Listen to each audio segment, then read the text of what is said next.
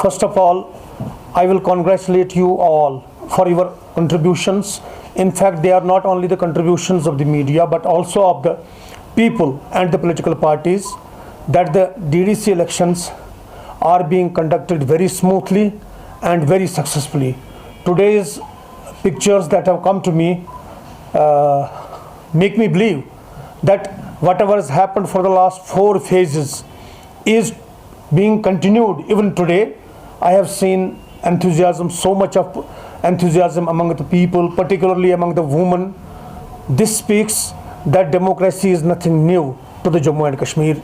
At least we can say, as on date, that there is nothing new in the democratic traditions so far as the erstwhile Jammu and Kashmir state and today's UT of J&K is concerned. But today I have some other agenda as well, and I believe my coming to this place was necessitated because I learned that certain things are being done here with the temples and shrines in Kashmir. I had been to Ganpatiyar yesterday. Then also, all Ganpatiyar was a very important shrine of Kashmiri Pandits, a very important temple, and it is as old as the history of Kashmir.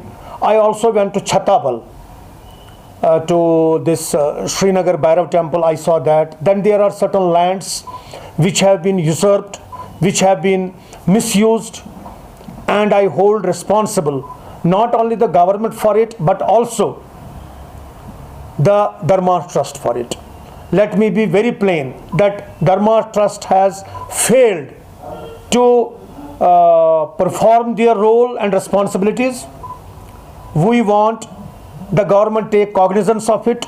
I have been speaking like this, and I today reiterate that the government should, rather the Ministry of Home Affairs as well as the Lieutenant Governor of this UT, they should take steps for the constitution of a board for all the religious, cultural symbol, these places of faith of Hindus in Kashmir, and all those places, all those temples should be brought under the purview of that board.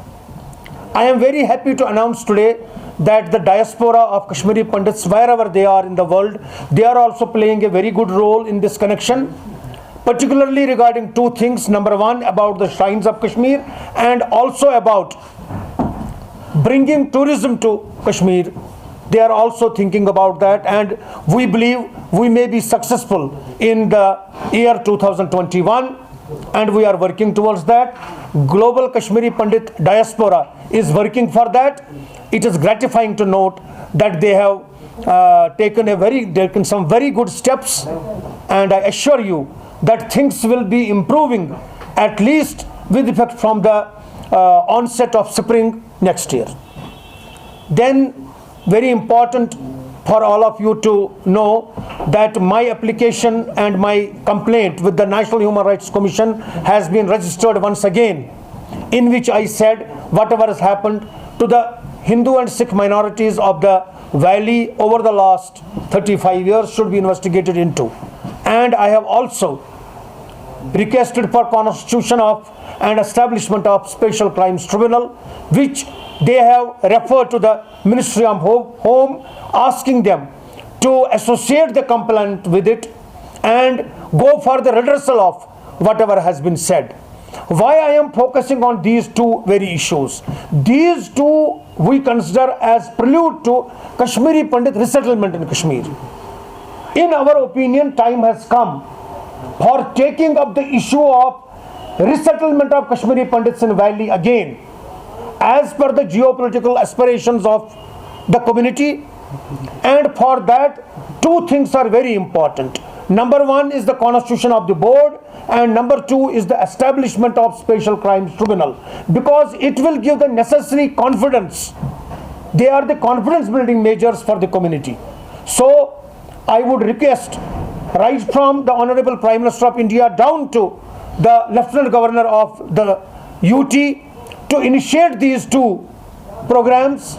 First, constitution of the board for temples, and second, establishment of special crimes tribunal. I need also to say that a very good thing has happened over the last 2-3 months, and I need to inform you that all those Kashmiri Pandits who were living, all those Hindus who were living in the valley, they have also been given a chance and opportunity to apply in the recently advertised jobs by Jammu Kashmir Service Selection Board. 500 such posts have been reserved for them.